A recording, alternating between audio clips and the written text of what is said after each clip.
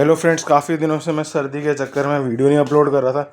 But सर्दी के अलावा अभी मैं क्या कहते हैं, पर्सनल रिसर्च और कुछ पर्सनल रीजंस भी थे घर के, जैसे हालात हैं, तो उस हिसाब से मैं वीडियोस अपलोड ज़्यादा नहीं कर रहा था।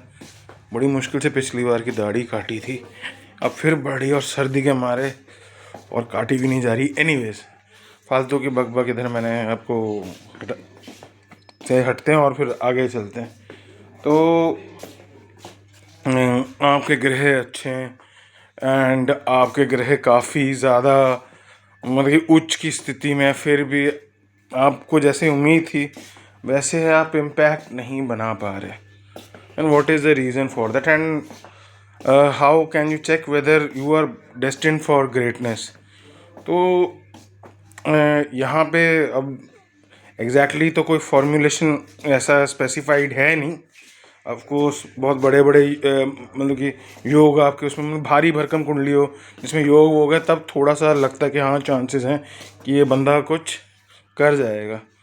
और कुछ मतलब कि आप समझ रहे हैं ना कि अगर ग्रह अच्छे हों, केंद्र में बैठे हों, तो फिर एक पॉसिबिलिटी हो ही जाती है कि हाँ ये बंदा कुछ बड़ा करके देखा है। बट आपने कुंडली देखी, उसमें काफ़ी अच्छे अच्छे योग हैं एंड उसके बावजूद भी वो बंदा आपके सामने ऑर्डिनरीली आ रहा है, तो क्या कमी पेशी हो सकती है।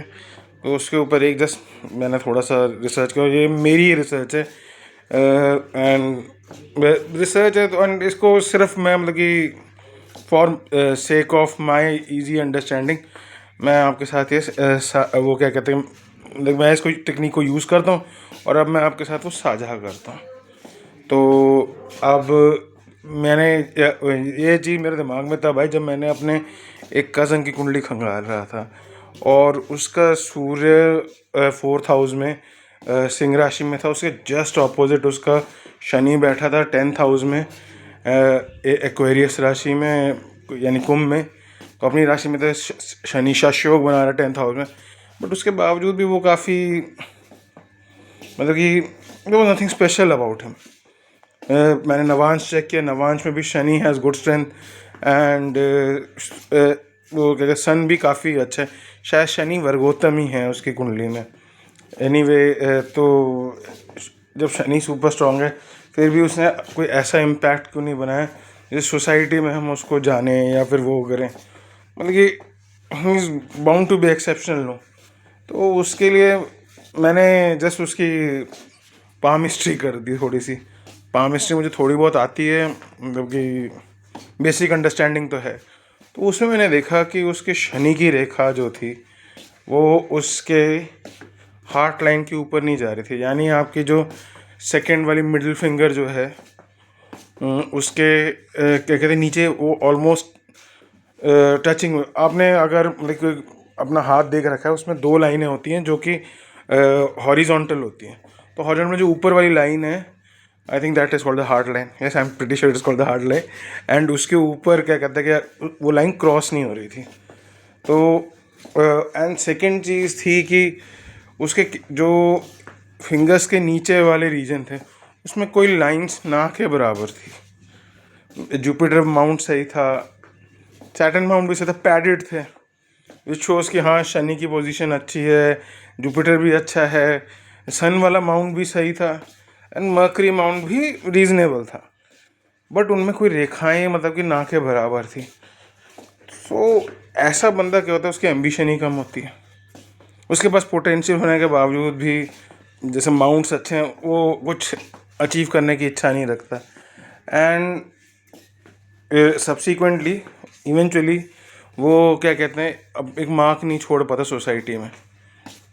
तो डिस्पाइट हैविंग अ गुड कुंडली and with potential for greatness and fame, क्योंकि 10th हाउस में शनि ग्रेजुअली फेम भी देगा और उसके शनि की जब महादशा आएगी of course he will have a good holding in the society. But क्योंकि ये चीज़ें हाथ में नहीं देख रहे, हाथ में नहीं आपको ये चीज़ें देख पा रहे, तो और राइट पाम पे खास करके एक्टिव हैंड, अगर लेफ्ट हैंड है तो लेफ्ट पाम आप देख सकते हैं, but preferably keep it to the right only. तो फिर वो बंदा मतलब कि अभी तक तो एटलीस्ट कुछ अचीव नहीं कर पाया, आगे कुछ कर जाता है एंड मैं ज़िंदा रहता हूँ तो मैं आपको अपडेट करता रहूँगा।